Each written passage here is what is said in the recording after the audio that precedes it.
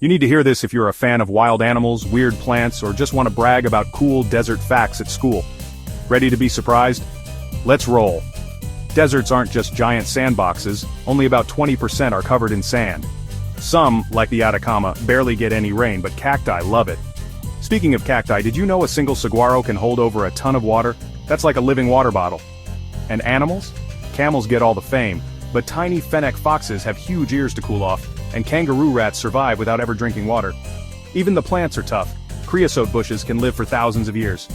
The desert is basically nature's try not to die challenge, and everything out here is winning. So next time you think just sand, remember, deserts are full of some of the coolest survivors on Earth.